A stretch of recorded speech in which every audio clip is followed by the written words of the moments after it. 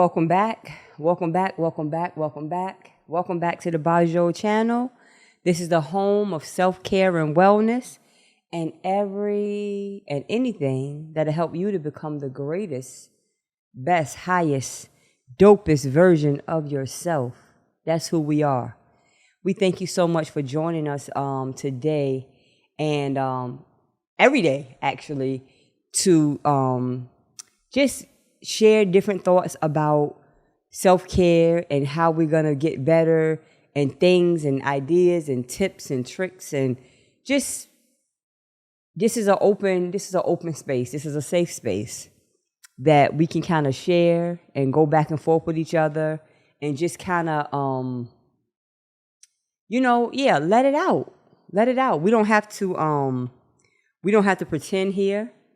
And we all are going through the same type of struggles, trying to prioritize ourselves, trying to be mothers, trying to be fathers, trying to be friends, trying to be great employees and employers. And we all struggle sometimes just with our self-care. And so this space is created just for that, for us to be able to, keep diving deep into becoming better.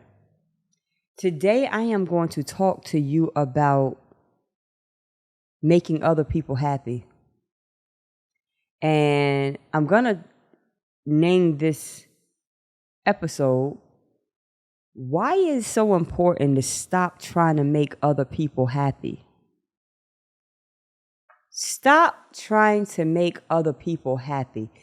That is detrimental to your self-care.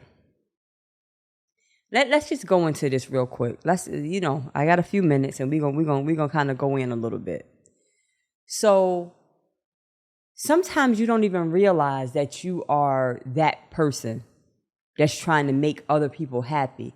It could be a friend. It could be your children. It could be your spouse. It could be just in any context. Sometimes we don't even realize we've been afflicted with the disease of people pleasing. And I mean to a fault where it hurts you. When you focus on making other people happy all the time, like,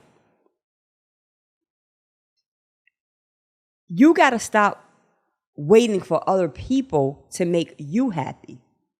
You know what I mean? Like, stop trying to wait for them to bring you into a happy space. So it puts you in a position that you can't ever enjoy whatever your happiness is. And I'm saying that intentionally because my happiness and your happiness might look completely different. So that's another video. But if you're waiting for other people to make you happy, that means you are literally in a freeze kind of state in terms of your emotional well-being. It's like you're waiting for this to line up. You're waiting for that to line up. You're waiting for this person to do this. You're waiting for somebody else to do that. Or you're waiting for somebody to be, this is one that'll get you every time. You're waiting for somebody to behave in a certain manner in order for you to enjoy your life. What if that never happens? What if it never happens that a person lines up to what you feel like they need to be in order for you to be happy? First of all, let's go through a few reasons why you need to stop it. You need to stop waiting for other people to make you happy. Let's stop it. I'm going to tell you why. One, we're going to go through a few, and this is going to be a part 1 video and a part 2. The first reason why you should stop waiting for other people to make you happy is self-responsibility. It is your responsibility to create your own happiness. Now, we pull things into our life. We pull people into our life. We have situations in our life that enhance our happiness. But fundamentally, it is your responsibility to make sure that you are happy. One, relying on other people to make you happy, it puts a strain on that relationship. Those relationships. Don't you know that it's a burden to other people when you're expecting them to make you happy. If they're busy making you happy, who's making them happy? It is our responsibility. It is a self-responsibility that you bring yourself into that level of bliss, joy, peace, harmony, whatever it is that you have to do. You have to take full ownership of that state of being. Next, when you take responsibility of your own happiness, it empowers you to control your emotional well-being. I like being in control of the things that I can be in control of. I do realize that there are a lot of things in life that I do not have any control over. With that, I throw my hands up. What is the serenity prayer? I forgot what the serenity prayer is. Grant me what's the serenity prayer? I forgot what the serenity prayer is. What's that serenity prayer? Let me look up the serenity prayer real quick, guys. Let's look up the serenity prayer. I forgot. I used to know it by heart. But I know that's serenity prayer. Let's look this up. Okay, here we go. God, grant me the serenity to accept the things that I cannot change, the courage to change the things that I can, and the wisdom to know the difference. The wisdom to know the difference. Some things I can change, some things I cannot change, and I need the wisdom to know when I can't change anything. And so in the context of what we're speaking about, in the context of stop waiting for other people to make you happy, you embracing your own sphere of tranquility or happiness is your responsibility. When I know that I'm in control of my own happiness, that means that I'm in control of moving the pieces, right, that I feel that serves me. I'm in control of those pieces. I can move this here and I can move it there in order to better serve me. If other people are in control of those pieces, that means that I'm never going to have the opportunity to put myself in a place where I feel like I am happy. You know what I mean? When you take it upon yourself, or when you accept the responsibility, that nobody else is responsible for me being happy, it belongs to me, that's when you begin to be empowered. Another reason why you should not and stop looking for other people to make you happy is that it's not sustainable. It's been many times in my life, right, that things have happened, situations have occurred, people have come into my life, and I was happy, right? And it was merely because of the entrance of that person's presence or that situation or whatever was going on at the time. It was the entrance of that situation or person, place, or thing or whatever, right?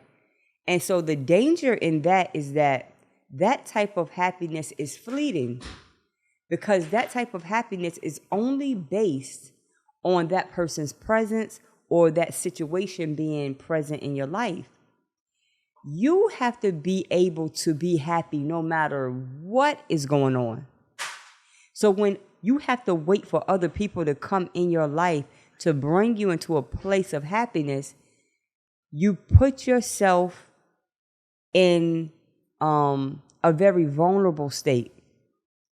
It's fleeting. It's temporary. It's not there to stay. When you cultivate inner happiness, you have more, what's the word I want to use? It's a more lasting sense of contentment. Like, I created this space, and regardless whether this person is present in my life or they're not. For instance, let's talk about it. Let's just go ahead and put it out there. For instance, a breakup. Now, at my age, I know I'm 48 years old. And by 48, I'm sure that you've experienced a breakup or two or three or four or five or six or 10, right? And even if you're not my age, breakups happen. And sometimes when breakups happen, you feel depleted of your energy. You feel depleted of like just your strength. I mean, it can make you feel, wow, like you just don't want to function anymore. And that is because your happiness was based on the union of another person, right? That happiness was based on you two being linked together. And your life, everything, you became accustomed to that person being a part of your life. You're sharing things together, like literally becoming merged as one. And so when that disconnect happens, it's like it's almost take your breath away, like, and it's like you have to learn how to function, especially if you realize that it's not coming back. You know, we break up, we get back together, break up, good. But I'm talking about when it's a real break, like it's done, like it's a done deal. So the break happens, and now you have to recreate this life without that person. And that can be very scary, that can be very challenging, that can be very painful. However, when you are creating happiness that's going to be sustainable, it is important that even in relationships, you always allow room for your own happiness independent of that individual. You know what I mean? Even if you are a person that is in long-term relationship, and I've spoken to a lot of people who've been in long-term relationships. I've been in long-term relationships myself, and I found that one of the things that helped that relationship to sustain was being able to have a space for myself and have them have a space for themselves where they can enjoy their own happiness and they can enjoy their own activities with independent of me, or me vice versa. Because you have to learn how to stand independently even when you're in a relationship. You could be together and still have space for individuality. And what I'm saying is that that's healthy. That's healthy because now you're not completely relying on one person to bring a level of happiness to your life.